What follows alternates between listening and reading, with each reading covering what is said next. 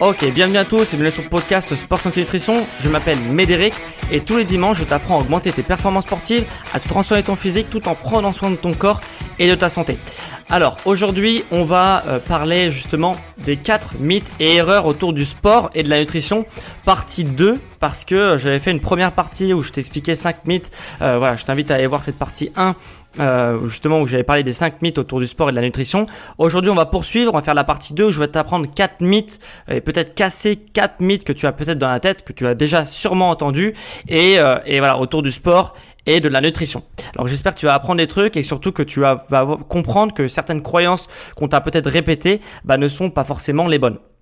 Alors une erreur, là c'est pas un mythe, c'est plutôt une erreur autour du sport, c'est que tu fais un peu de cardio au début de ta séance, à l'échauffement, et c'est bon. En gros, t'es échauffé et t'as pas de problème. Tu vois, tu te mets sur un vélo elliptique ou sur un vélo ou sur un rameur, tu fais 5, 10, 15 minutes de cardio et puis c'est bon, ton corps il est échauffé. Alors, si tu fais ça, c'est le meilleur moyen justement pour avoir des blessures ou du moins le meilleur moyen pour voir l'émergence de premières douleurs arrivées.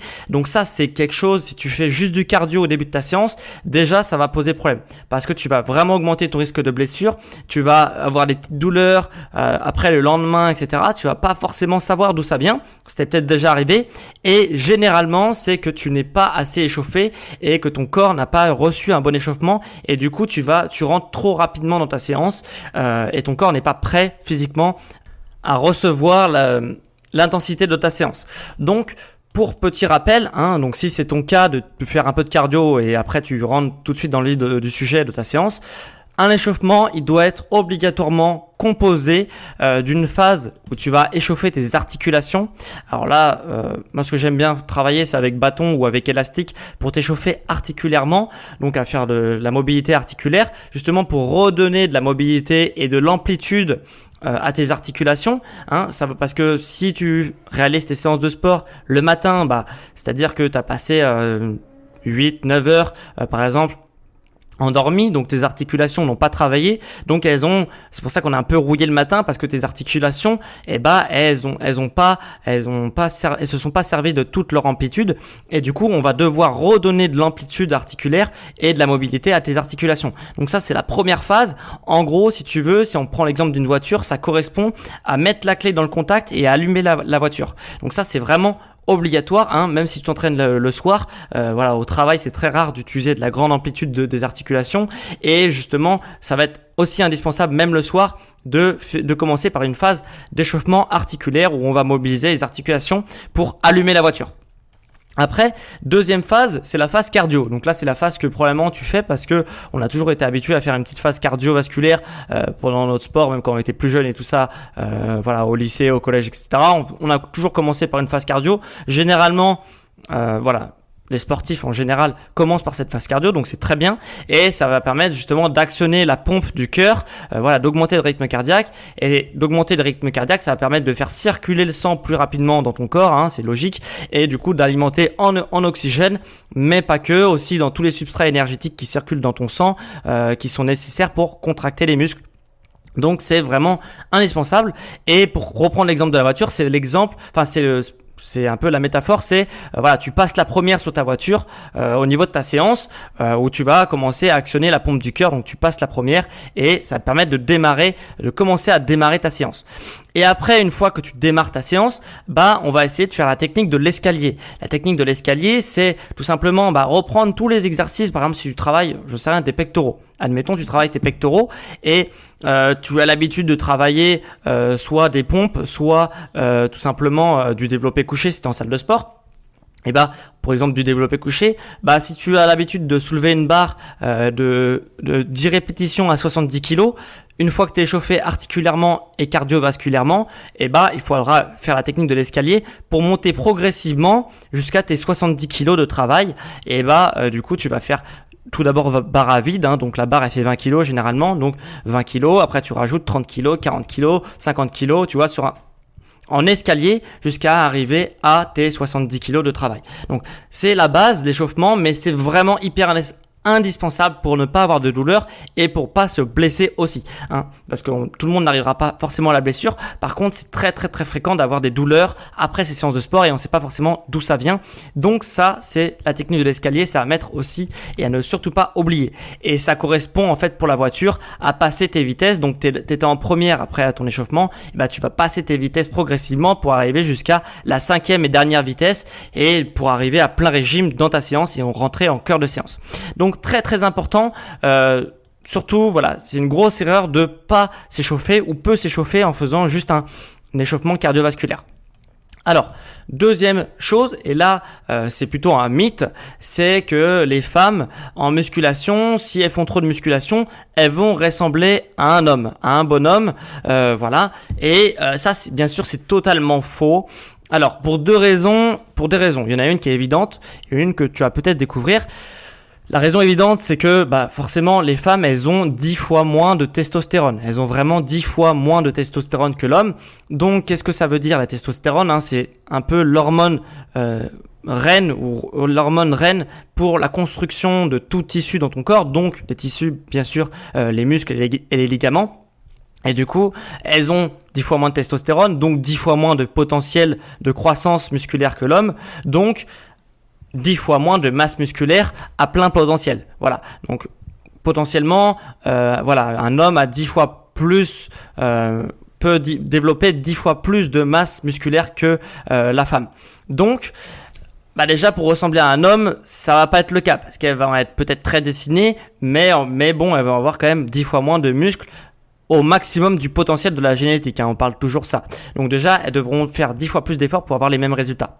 Et le deuxième aspect, c'est tout simplement qu'elle ne va pas avoir la même silhouette. Pourquoi elle va pas avoir la même silhouette, même si elle s'entraîne, admettons, comme un homme, et là parce que au maximum, même une femme au maximum de sa génétique, il y a des muscles qui vont être féminins et des muscles qui vont être masculins. Tu le savais peut-être pas, mais il y a des muscles qui vont très bien réagir chez les hommes et pas réagir chez les femmes, et des muscles qui vont très bien réagir chez les femmes et pas chez les hommes.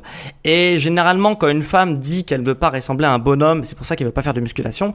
Ça c'est quelque chose, c'est un mythe que tu as certainement déjà entendu, et peut-être que toi tu penses aussi, si tu es une femme. Et généralement, c'est juste qu'elle veut pas le ressembler, surtout le haut du corps de l'homme. Voilà, qu'elle veut pas avoir le même haut du corps que l'homme.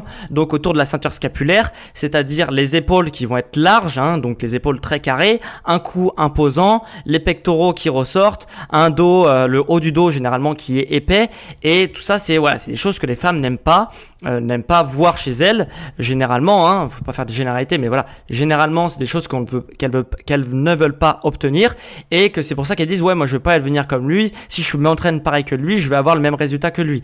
Non, parce que ces muscles là de la ceinture scapulaire, comme je t'ai expliqué, les épaules, le cou, les pectoraux, le dos, etc., ce sont des muscles qui sont masculins, qui réagissent très bien chez les hommes. Les hommes ne vont pas généralement avoir de mal à développer ces muscles-là. Pourquoi ? Parce que c'est des muscles qui sont énormément sollicités durant la chasse. Parce que pour chasser, on a besoin d'utiliser la puissance du haut du corps pour chasser la bête, et que vu que on a dans notre évolution, on a beaucoup plus été chasseurs-cueilleurs que hommes du 21e siècle. Même au 21e siècle, génétiquement, ces muscles restent des muscles masculins, donc vont être beaucoup plus facilement développables chez l'homme et pas chez la femme. Donc je vous rassure, si tu es une femme, tu ne vas pas ressembler à un homme si tu t'entraînes, même si tu t'entraînes comme un homme et que tu fais de la musculation. Voilà, il y a des muscles qui vont réagir très bien chez toi, notamment au bas du corps, et pas justement haut du corps. Tu vas pas avoir un haut du corps extrêmement développé, même si tu t'entraînes exactement, par exemple, comme ton mari, tu fais la même séance que ton mari, et lui va réagir différemment que toi, et il va avoir une transformation physique qui va être différente de la tienne. Voilà, donc ça c'est pour le deuxième mythe autour du sport. Et le troisième mythe et dernier mythe autour du sport, après on aura un mythe nutrition, c'est si je fais des abdominaux, je vais perdre de la graisse au niveau du ventre. Ça c'est totalement faux, je l'ai déjà dit dans mon podcast, mais bon, des petites piqûres de rappel, ça fait pas de mal. Et puis même pour ceux qui écoutent pas tous mes podcasts, c'est bien de le rappeler. Si tu n'écoutes pas tous mes podcasts, justement, si tu fais des abdominaux, tu ne vas pas perdre au niveau du ventre. On ne peut pas localiser une perte de masse graisseuse. Si tu fais des exercices pour bosser tes biceps, tes triceps, tu vas pas perdre au niveau des bras non plus. Ça marche exactement pareil. Et si tu fais des crunchs pour développer tes abdominaux, tu ne vas pas perdre non plus au niveau du ventre. D'un point de vue général, toute personne a des zones de stockage primaires et secondaires. Ok ?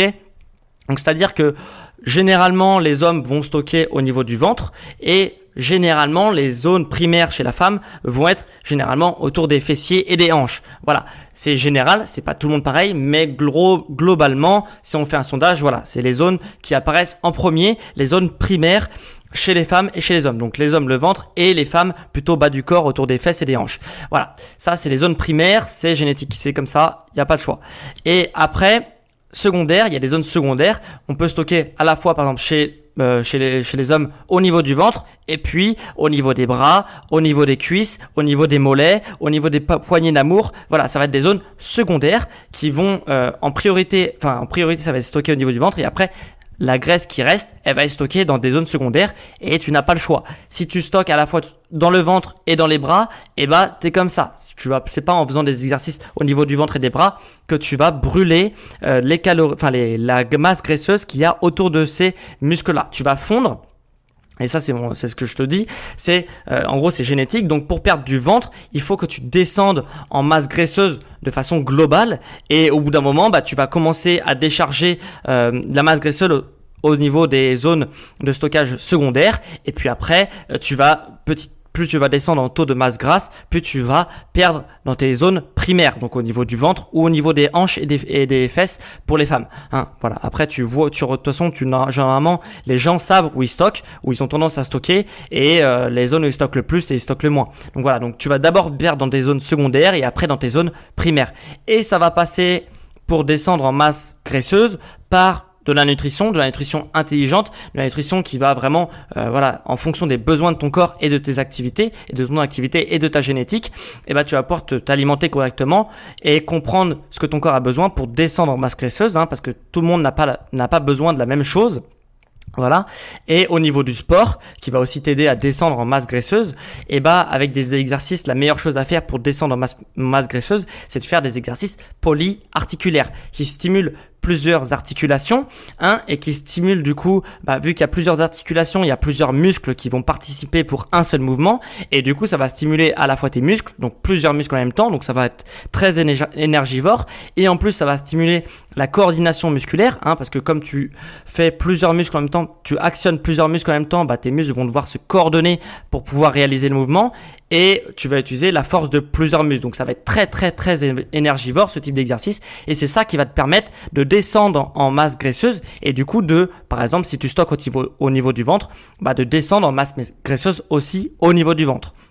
Donc voilà, ça va brûler énormément de calories, alors que la pire chose à faire pour brûler au niveau du ventre, en fait, c'est de faire des crunchs. Donc le crunch, c'est, si tu sais pas trop ce que c'est l'exercice, tu as certainement vu, mais c'est l'exercice où tu es allongé par terre sur un tapis et puis tu réalises des flexions de buste pour muscler tes abdominaux. Voilà, ça c'est le crunch, c'est la pire chose à faire pour brûler de la graisse au niveau du ventre, parce que tout simplement les muscles des abdominaux, ce sont des muscles déjà très très très endurants, donc ils vont pas se fatiguer tant que ça avec du crunch, même si ça brûle, même si ça fait mal, ils sont beaucoup plus endurants que ça, et heureusement, sinon on serait toujours avachi et on pourrait pas avoir le buste droit.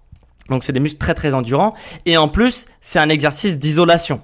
Donc comme c'est un exercice d'isolation, t'as pas tout ce que je t'ai expliqué sur les exercices polyarticulaires, de coordination musculaire, tu as qu'un seul muscle qui rentre en compte, donc ça va être beaucoup moins énergivore que si tu as plusieurs muscles qui rentrent en compte, et voilà, tu vas pas te développer en force, etc. sur plusieurs muscles, donc tu ne vas pas brûler énormément de calories, et donc tu ne vas pas descendre plus que ça ton taux de masse grasse. Donc ça c'est un cliché qu'on voit beaucoup, mais si tu veux brûler de la graisse au niveau du ventre, la pire chose à faire, c'est justement de faire des abdominaux, voilà, et notamment des crunchs.